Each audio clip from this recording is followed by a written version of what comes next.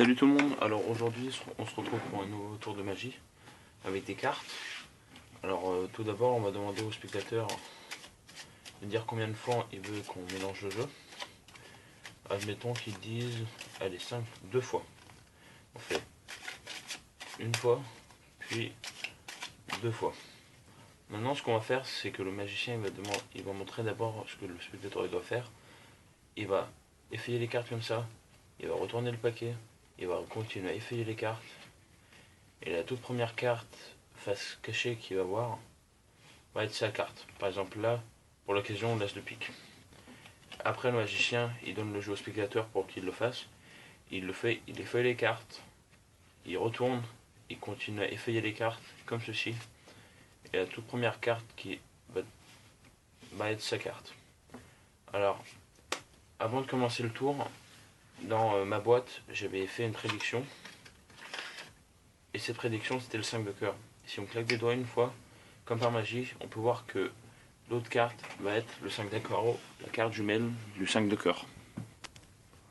Alors donc comment faire ce tour de magie? Alors on va avoir besoin de deux cartes jumelles. Là pour l'explication, j'ai pris le roi de cœur et le roi de carreau. Alors, ce que vous allez faire, c'est que vous allez prendre n'importe quelle carte, des deux cartes jumelles. Soit vous mettez dans la boîte, comme j'ai fait, ou soit vous mettez dans votre poche ou vous la sortez à la fin du tour. Alors on va la mettre dans la boîte, comme ceci, dans la boîte. Voilà, maintenant le roi de cœur il est dans la boîte. Et ce qu'on va faire maintenant, c'est qu'on va mettre le roi de carreau en deuxième position. Alors ce qu'on va faire pour l'explication, c'est qu'on va la mettre face visible, comme ceci. Maintenant vous allez faire, vous pouvez faire des fausses coupes comme ça. Vous pouvez mélanger le jeu en maintenant la deuxième carte en haut toujours.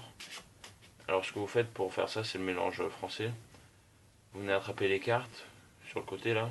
Vous en attrapez deux, inclus le roi de carreau. Vous venez descendre, ou un petit paquet de cartes, pour que le roi de carreau soit toujours en deuxième position. Et vous venez effeuiller les cartes comme ceci. J'ai demandé combien de fois le spectateur est boulé. Ah mince. Combien de fois le spectateur est boulé? J'ai dit 2 fois. Et bien entendu, vous pouvez faire des fausses coupes et tout. Hein. Du coup, vous demandez au spectateur combien de fois il veut que vous mélangez le jeu. Il dit 2 fois, une, et la deuxième fois, il va dire stop, stop, il remet le reste. Maintenant, ce que vous allez faire, c'est que vous allez effeuiller les cartes comme ceci. Vous allez retourner, et peu importe, et vous allez continuer. Et comme vous l'avez remarqué là, le roi de carreau il est en deuxième position. Alors quand on a effeuillé les jeux, le magicien il va faire un exemple. Il va dire au spectateur, vous allez faire la première carte que vous allez tomber va être votre carte. Par exemple là pour l'occasion le roi de pique. Mais la première carte va toujours être la première carte du dessus du jeu.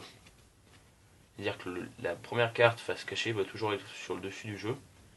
Et là comme le magicien il a montré l'exemple avec le roi de pique, il va refaire la même chose, ou le spectateur va faire la même chose, sachant qu'il ne connaît pas la carte du dessus. Et là, on sait que c'est le roi de carreau.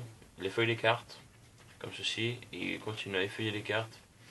Et la toute première carte, face cachée, va être la carte, le roi de carreau. Après, vous pouvez confier les cartes au spectateur, ou les étaler, ou faites ce que vous voulez. Et après, vous allez... Enfin, normalement, la carte est face cachée. Après, vous dévoilez. Et au début du tour, j'ai fait une prédiction. Ma prédiction, c'était le roi de cœur. Et si on claque des doigts une fois, comme par magie, le roi de carreau, il apparaît. J'espère que le tour vous aura plu. Allez, à la prochaine.